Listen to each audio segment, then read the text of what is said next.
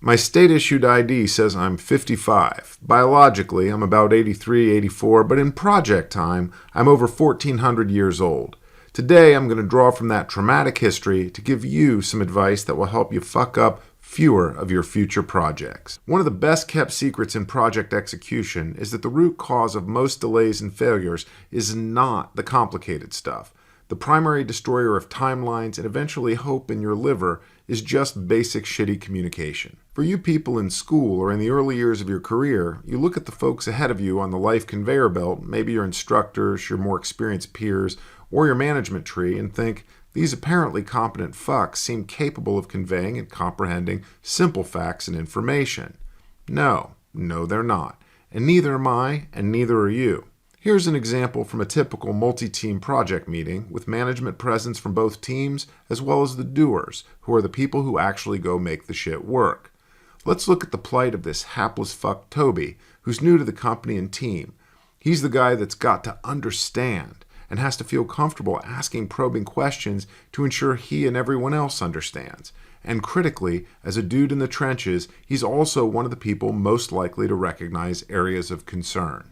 As a key aside, remember that when it comes to concerns from your experts in a project context, much like in air travel or any applied use of nuclear science, you should err on the side of over-communication. So Toby sits in this meeting with the rest of the extended team and his manager, Donna. They are now 3 weeks into this project, and while Toby doesn't understand what the fuck is going on, he assumes Donna does, and will at some point distill the prior week's fog of words and diagrams down to simple instructions.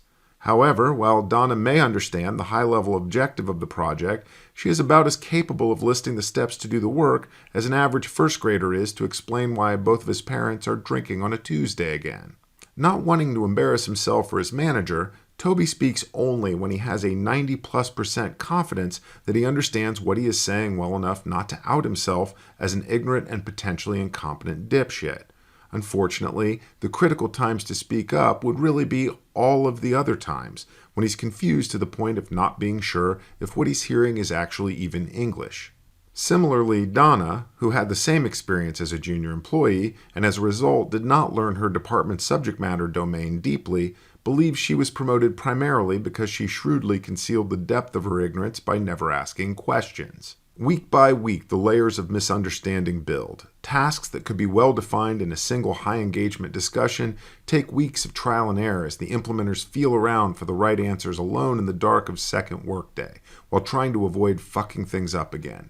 Dates keep slipping because no one anticipates obvious obstacles or are too nervous to say anything that might be interpreted as skepticism, which would lead to uncomfortable conversation that might unravel their fragile shroud of perceived competence. Yes, there is some hyperbole in what I've said here, but I can promise you the core point is sound. I've seen these tendencies over and over with every team I've ever worked with. This is such a solvable problem. You don't need special training or skills, and it's not at all difficult to do. Beyond just asking more questions, a technique I use constantly is to play back what I believe to be true, what I believe we just agreed on, or what I believe to be the steps we need to take, while repeatedly inviting criticism and correction.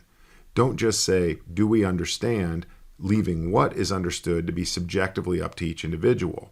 Instead, summarize the situation, the decisions, and next steps, and ask people to correct you if you're wrong. Make a fucking picture. Put all the shit that has to happen on a simple one-slide timeline and say, is this all the shit that has to happen? Is it in the right order? And do you realistically believe these dates are doable? Call on individual people to explain what the fuck they're going to do. Trust no one, especially not yourself. This is the not-so-secret secret to project and collaboration success.